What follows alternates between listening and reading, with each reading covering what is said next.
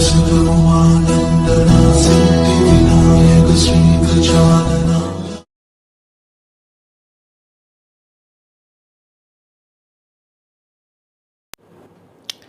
नमस्कार दोस्तों, अक्सर मुझसे ये प्रश्न पूछा जाता है कि गुरुजी राशिफल किससे देखना चाहिए, सूर्य से, चंद्र से अथवा लगन से।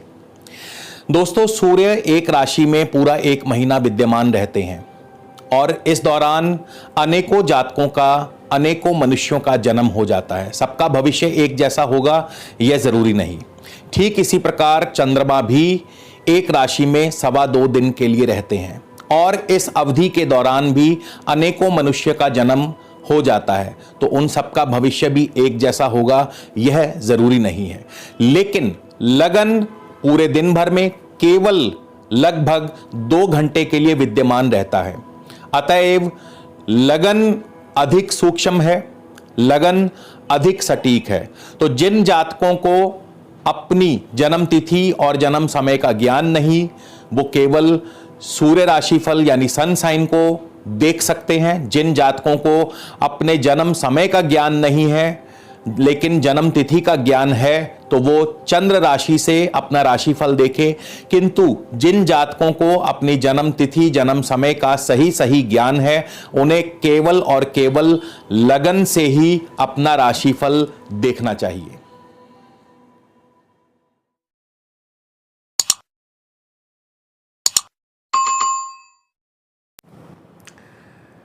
दोस्तों, जब भी हम पर संकट की घड़ी आती है तो हम इसे अपना दुर्भाग्य मान लेते हैं। हम ये भूल जाते हैं कि ये संकट की घड़ी हमें शक्ति देकर के जाएगी, ये संकट की घड़ी हमें अनुभव देकर के जाएगी। जो व्यक्ति तो उस समय अपने सामर्थ्य के बल पर, अपनी सूझबूझ से संकट की घड़ी को पार कर जाते हैं, बदले में उन्हें अनुभव प्राप्त होते हैं। किंतु जो व्यक्ति इसे अपना दुर्भाग्य मान करके इससे डर जाते हैं, अपने हथियार डाल देते हैं, तो वो न केवल अपना नुकसान करते हैं बल्कि अपने आसपास भी अपने ऊपर निर्भर लोगों का जाने अनजाने में अहित कर बैठते हैं। तो संकट की घड़ी में इसे एक अवसर मानिए और इसे अपना दुर्भाग्य नहीं, सौभाग्य मानिए कि आपको संकट की घड़ी में अपने सामर्थ्य का एहसास होगा और साथ ही साथ आपको एक नया अनुभव भी प्राप्त होगा। स्वागत है दोस्तों आप सबका एक बार फिर से आपके अपने चैनल स्काई स्पीक्स पर। और जिन भी व्यक्तियों का, श्रोताओं का, भाई बंधुओं का जन्मदिन सितंबर माह में आने वाला है, उन सबको मेरी तरफ से जन्मदिन की ढेर सारी हार्दिक शुभकामनाएं। ईश्वर करे आप दिन दूनी रात चौगुनी तरक्की करें। इसके अलावा दोस्तों, यदि आप मुझसे किसी भी प्रकार का निजी ज्योतिषीय परामर्श लेना चाहते हैं तो उसके लिए स्क्रीन पर मेरा व्हाट्सएप नंबर दिया है। आपसे निवेदन है कि डायरेक्ट कॉल करने से पहले इस नंबर पर मैसेज भेज करके परामर्श शुल्क की जानकारी ले लीजिए और यदि आपको उचित लगे तो आप अपना अपॉइंटमेंट बुक करवा सकते हैं।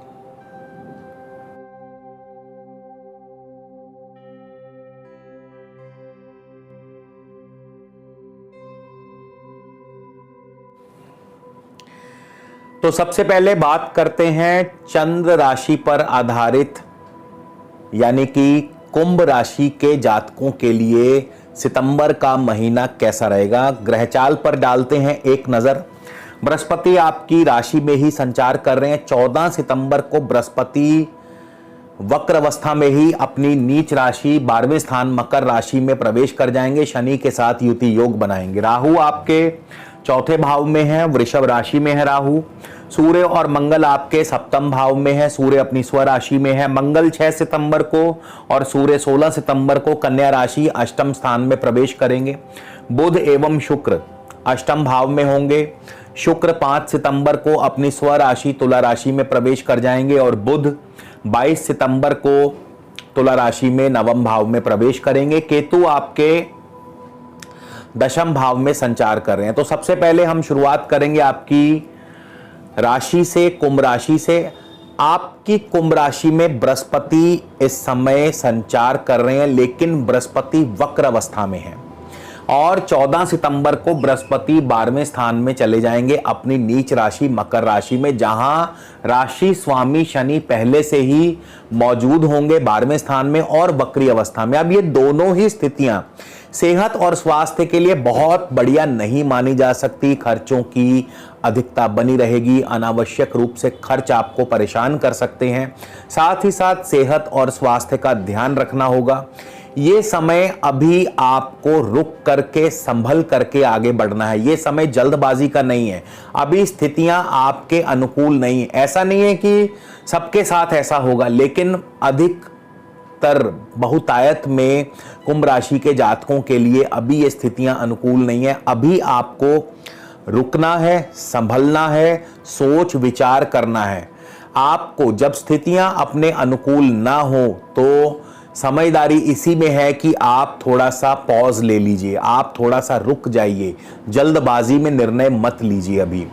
तो जब तक अभी, और ये स्थिति अक्टूबर माह तक रहने वाली है, यानी शनि और बृहस्पति दोनों ही अक्टूबर में मार्गी होंगे और उसके पश्चात धीरे धीरे स्थितियों में सुधार आने लगेगा। तो अभी अक्टूबर माह तक आपको रुकना है, संभलना है, जल्दबाजी में निर्णय नहीं लेने हैं, स्वास्थ्य का पूरा ध्यान रखना है, कोशिश करते जाना है, सफलता अपने आप आपके कदम चूमेगी। चौथे भाव में राहु बैठे हैं। चौथे भाव में राहु का होना अविश्वास को जन्म देता है और यह अविश्वास आपके अपनों के प्रति हो सकता है, यह अविश्वास जनता के प्रति हो सकता है। यदि आप जनता के प्रतिनिधि हैं तो इस अविश्वास को पनपने नहीं देना है। आपको ऐसा कोई भी कार्य नहीं करना है जिससे कि आपके अपनों के मन में अविश्वास वाली स्थिति पैदा हो, जिसके कारण आपके पारिवारिक जीवन में तनाव पैदा हो। और साथ ही साथ अभी राहु चतुर्थ भाव में आपके जमीन जायदाद संबंधी कार्यों में भी विघ्न और रुकावट पैदा करते हैं। साथ ही साथ पढ़ाई में, शिक्षा में भी अभी आपका मन उतना बढ़िया से नहीं लग पाएगा। सूर्य और मंगल, सूर्य आपके सप्तम भाव में है, सूर्य अपनी स्वराशि में है। सप्तम भाव में सूर्य अपनी स्वराशि में दाम्पत्य जीवन में केवल और केवल आपकी अपनी ईगो की वजह से प्रॉब्लम्स पैदा होती हैं। तो आपको अपनी ईगो को बाहर खदेड़ देना है और यदि आप चाहते हैं कि आपके दाम्पत्य जीवन में किसी प्रकार की कोई परेशानी ना आए। इसके अलावा सप्तम भाव में सूर्य व्यापारिक दृष्टिकोण से अच्छे माने गए हैं। सप्तम भाव में सूर्य जो हैं आपके सरकारी अफसरों के माध्यम से, उच्च पद अफसरों के माध्यम से आपको कार्यों में सफलता दिलाते हैं, आपके संबंधों को मजबूत करते हैं, नए ऑर्डर्स, नए प्रोजेक्ट्स दिलवा सकते हैं। तो इन संबंधों को आपको बहुत ही कायदे से सोच समझ करके अपने लिए इस्तेमाल करना है। मंगल आपके 6 सितंबर को चले जाएंगे अष्टम भाव में। अष्टम भाव में मंगल बहुत अधिक शुभ फल देने वाले नहीं माने गए। अष्टम भाव जो है आपके गुप्त शत्रुओं की गुप्त कार्यों को दर्शाता है, यानी शत्रुओं के द्वारा गुप्त रूप से आपको हानि पहुंचाना जारी रहेगा और आपको उससे संभल करके भी रहना है। मंगल अष्टम भाव में चोट, दुर्घटना या ऑपरेशन आदि की संभावना भी बना दिया करते हैं। बुध आपके, अब यहां पे बुध अष्टमेश होकर के स्वयं अष्टम भाव में है। अष्टम भाव में बुध शुभ फल प्रदान करते हैं। अष्टम भाव में बुध अचानक धन लाभ करवाते हैं। अष्टम भाव में बुध पिता पक्ष की तरफ से सुखद फल प्राप्त करवाते हैं। अष्टम भाव में बुध जो है कारोबार के लिए भी शुभ माने गए हैं। और इसके अलावा शुक्र आपके नवम भाव यानी भाग्य भाव में 5 सितंबर को प्रवेश कर जाएंगे अपनी स्वराशि में। भाग्य आपके साथ होगा, धार्मिक कार्यों में आपकी रुचि बढ़ेगी, इंपोर्ट एक्सपोर्ट से आपको लाभ होगा, यात्रा आदि के योग बन सकते हैं। यानी कि 5 सितंबर से शुक्र के भाग्य भाव में आने के पश्चात आपके कारोबारी स्थिति, आपके दाम्पत्य जीवन में भी मधुरता ले आते हैं। और साथ ही साथ किसी नवीन कार्य में भी आपकी योजनाएं क्रियान्वित हो सकती हैं, यानी कोई नए कार्य में आप अपने आप को झोंक सकते हैं। दशम भाव में केतु बैठे हैं, यहां पे जाहिर सी बात है केतु आपके मार्ग में रुकावटें पैदा करते रहेंगे, और केतु अभी लंबे समय तक रहेंगे। राहु और केतु दोनों ही चौथे और 10वें भाव में लंबे समय तक, क्योंकि 18 महीने के लिए ये एक राशि में संचार करते हैं। तो केतु जब तक यहां है आपके मार्ग में रुकावट, आपकी बैक बाइटिंग, पीठ पीछे बुराइयां, शत्रुओं द्वारा परेशानी, लेग पुलिंग, ये सब करवाते रहेंगे, और आपको इनसे अपने आप को बचा करके चलना है। केतु कई दफा स्थान परिवर्तन भी करवा दिया करते हैं।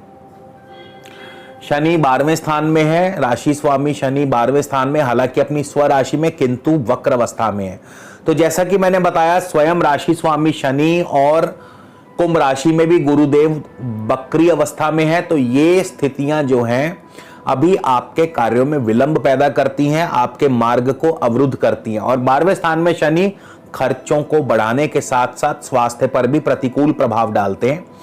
तो अभी के लिए जो कुंभ राशि है या कुंभ राशि के जो जातक हैं, उनको जो खास हिदायत ये है कि आपको जल्दबाजी में निर्णय नहीं लेना है, और आपको अभी बहुत अक्टूबर माह तक सोच समझकर अपने निर्णयों को लेना है, सोच समझकर अपने कदम आगे बढ़ाने हैं।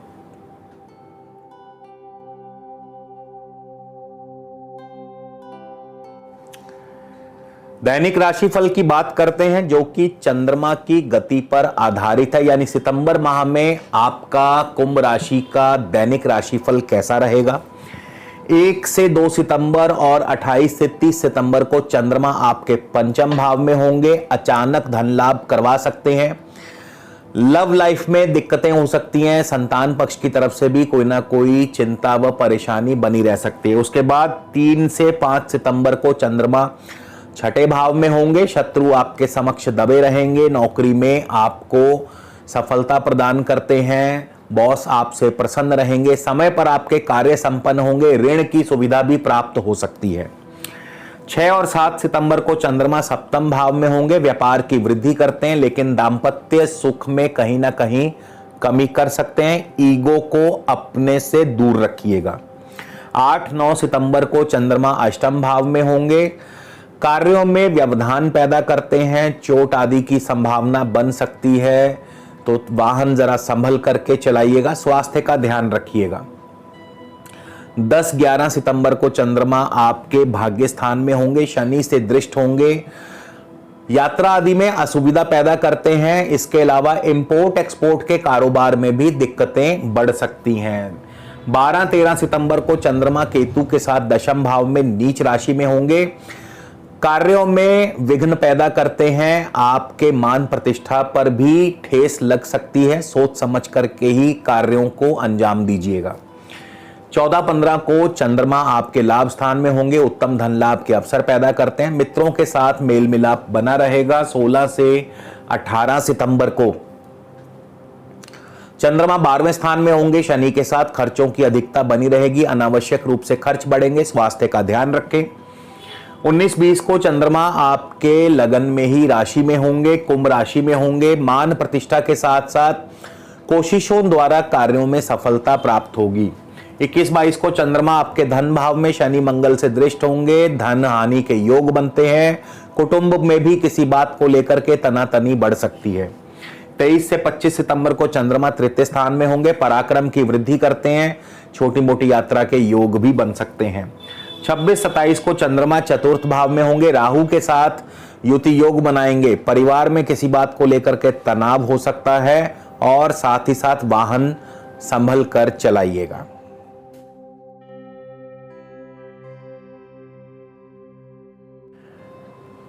तो चलिए दोस्तों, बात करते हैं कुंभ लगन के बारे में कि कुंभ लगन के जातकों के लिए सितंबर का महीना कैसा रहेगा। साथ ही साथ बात करेंगे दशा अंतरदशा की, क्योंकि जैसा कि मैं हमेशा से बताते आया हूं, प्रत्येक ग्रह अपनी दशा अंतरदशा में और भी ज्यादा प्रभावी ढंग से अपना फल प्रदान करता है।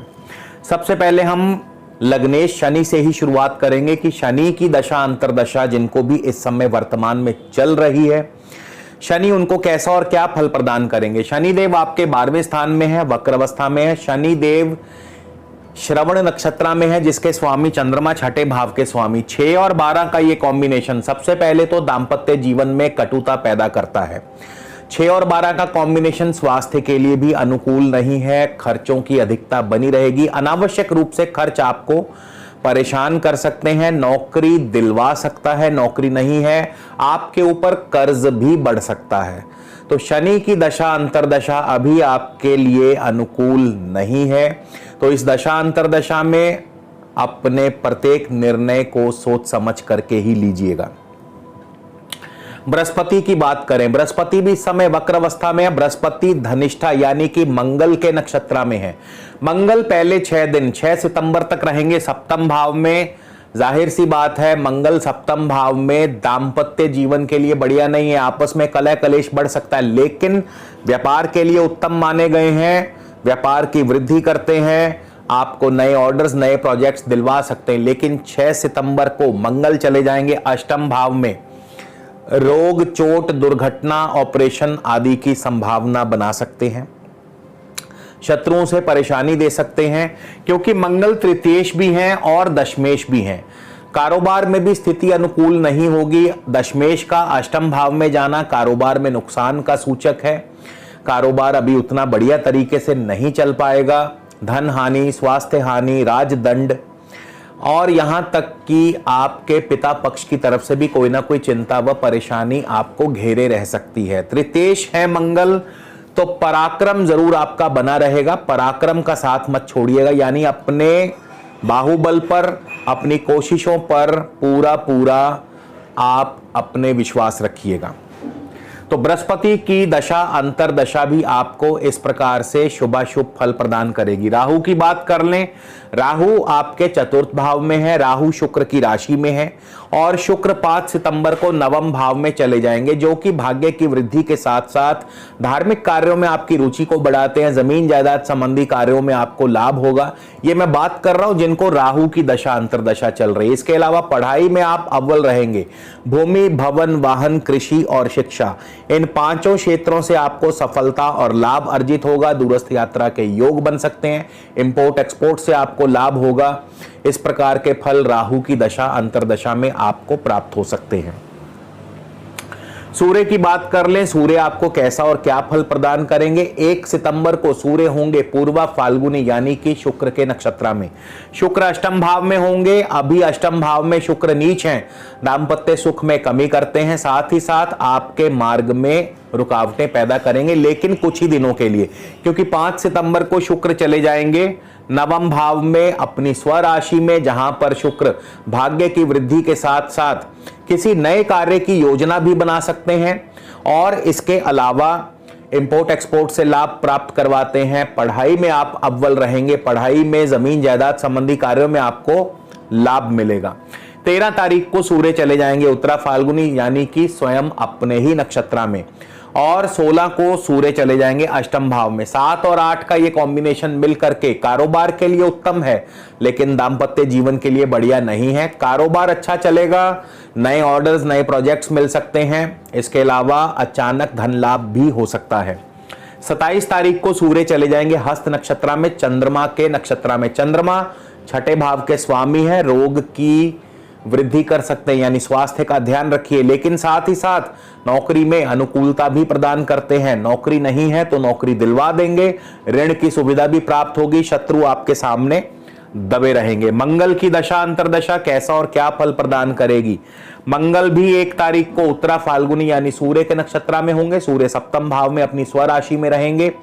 सप्तम भाव में सूर्य केवल दाम्पत्य जीवन में दिक्कतें पैदा कर सकते हैं, अन्य मामलों में सूर्य बहुत ही शुभ फल प्रदान करेंगे। आपके संबंध जो हैं विदेशी संबंध आपके और ज्यादा मजबूत होंगे, नए ऑर्डर्स प्रोजेक्ट्स दिलवा सकते हैं, कारोबार की वृद्धि करते हैं। शत्रु आपको परेशानी दे सकते हैं, कोर्ट कचहरी के मामलों में दिक्कतें बढ़ सकती हैं। 21 तारीख को मंगल भी हस्त यानी चंद्रमा के नक्षत्र में पहुंच जाएंगे। चंद्रमा षष्ठेश है, रोग का ध्यान रखिए, स्वास्थ्य का ध्यान रखिए। ऋण मिल सकता है, ऋण चढ़ सकता है। इसके अलावा नौकरी मिल जाएगी, नौकरी में दिक्कत नौकरी में अनुकूलता प्रदान करते हैं। नौकरी में बॉस आपसे प्रसन्न रहेंगे, समय पर आपके कार्य संपन्न होंगे, साथ ही साथ प्रतियोगी परीक्षाओं में भी आप अव्वल रहेंगे।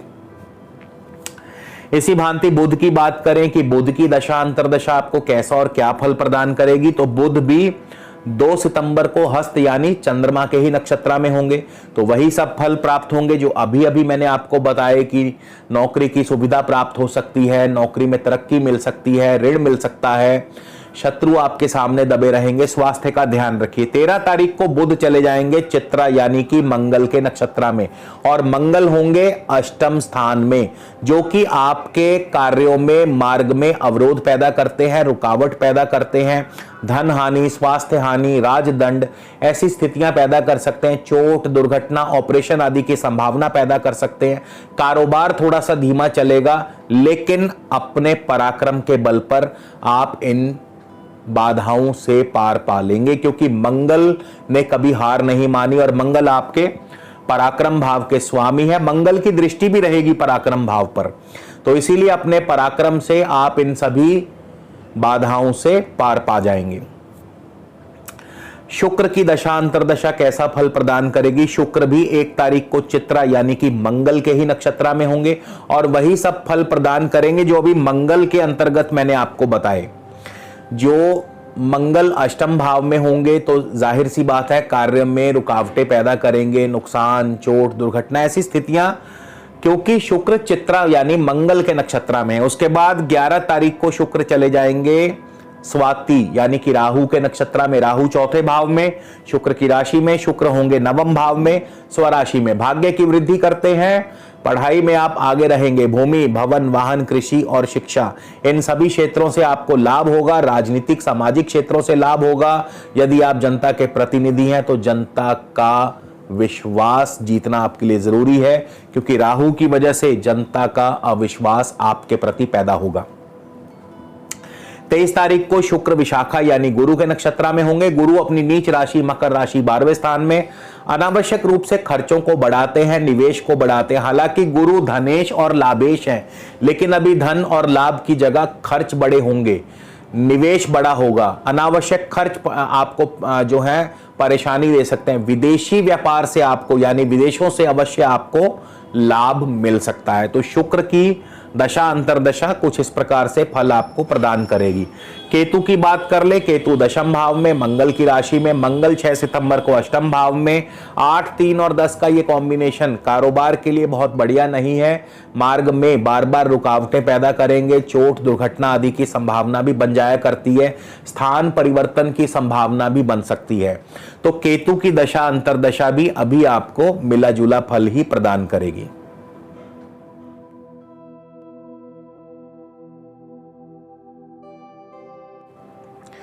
तो चलिए दोस्तों, वक्त है सितंबर माह के उपाय के बारे में जानने का। इस महीने आपके 2 उपाय बनते हैं। एक तो बृहस्पति आपके 12वें स्थान में अपनी नीच राशि में पहुंच जाएंगे 14 सितंबर को, और एक मंगल 6 सितंबर को अष्टम भाव में प्रवेश कर जाएंगे। देवगुरु बृहस्पति को मनाने के लिए आप रोजाना केसर का तिलक लगा सकते हैं। गले में किसी भी प्रकार की कोई माला इत्यादि न पहने, साधु और सन्यासियों की सेवा कर सकते हैं और रोजाना पीपल को जल अर्पित कर सकते हैं। मंगल